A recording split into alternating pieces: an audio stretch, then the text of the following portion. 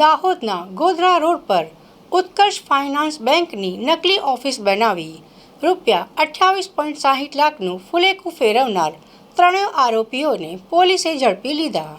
ગઠિયાઓએ bank જેવો માહોલ ઊભો કરી ફર્નિચર, કોમ્પ્યુટર ગોઠવ્યા હતા અને યુવતીઓને નોકરી પર રાખી હતી.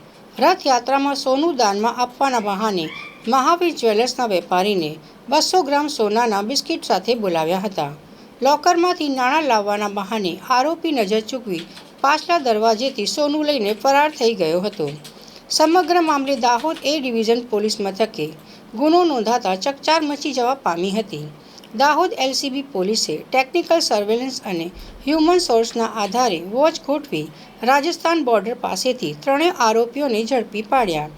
પોલીસે ગુનામાં વપરાયેલી કાર અને સોનાના બિસ્કિટ સહિત કુલ 38.80 લાખનો 100% મુદ્દામાલ સફળતાપૂર્વક રિકવર કર્યો.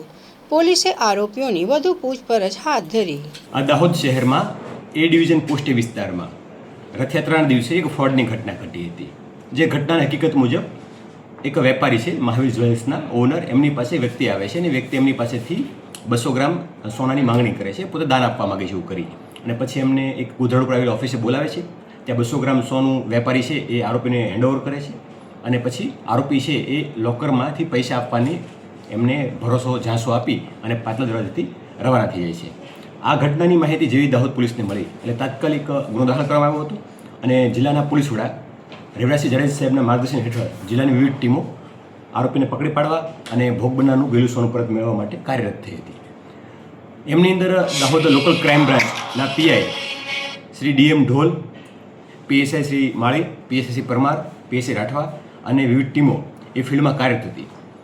આ તમામ ટીમોએ technical, human intelligence, CCTV camera અને ડેટાબેઝ તમામને ચેક કરી અને વર્કઆઉટ કરી હતી. એ દરમિયાન પોલીસને મળેલી માહિતી અને બાતમી આધારે જે આરોપીઓ છે એમના નામ જણાવ્યા હતા અને એમના હેડઆઉટ પણ જણાવ્યા હતા અને પોલીસે એમને ચેકિંગ દરમિયાન પકડી પાડ્યા હતા. અને જે તમામ આરોપીઓ છે એમની પાસેથી ગયેલું 200 ગ્રામ સોનું હતું એ સંપૂર્ણ 100% રિકવર થયું છે. 200 ગ્રામ અને એ ઉપરાંત આરોપી પાસેથી વપરાયેલી 4 વ્હીલ, 2 વ્હીલ અને અન્ય અમુક કેશ પણ રિકવર થઈ છે.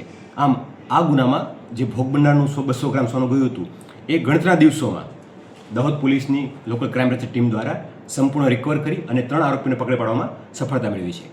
આરોપીના નામ જોવા જઈએ તો દીપક રાજપૂત, લલિત રાઠોડ અને આદિલ વાહિદ મકરાણી છે. જે પૈકી દીપક અને લલિત આ બંને વ્યક્તિઓ હતા એ ગુનાને અંજામ આપતી વખતે એક્ટિવ રોલમાં હતા. જેમ કે લલિત રાઠોડ છે એ સોનીની દુકાને જઈ અને પોતે દાન આપવા માગે છે એવું કહી અને જે વાતચીત કરી હતી ને કાર્ડ લઈને ગયો હતો એ વ્યક્તિ હતો.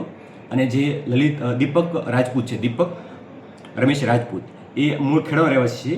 લલિત છે એ જોધપુરનો રહેવાસી છે અને દીપક રાજપૂત દ્વારા તે જે ઓફિસ ફેક બનાવી હતી ત્યાં સેટઅપ ગોઠવવાનું, વાતચીતનો ઝાંસો આપવાનો, વાતચીત કરીને ગોલ્ડ મેળવવાનું અને નાસી જવાનું આ કૃત્ય હતું એ દીપકના ભાગમાં હતું. આમાં ત્રણેય લોકોએ એક ગુનાહિત કાવતરું રચી, પૂરો પ્લાનિંગ કરી, પ્રોપર રેકી કરી અને આખી ઘટનાને અંજામ આપ્યો હતો. અને દાહોદ પોલીસે આ કેસને ગણતરીના દિવસોમાં ક્રેક કરી અને 100% મુદ્દા રિકવર કરવામાં સફળતા મેળવી છે.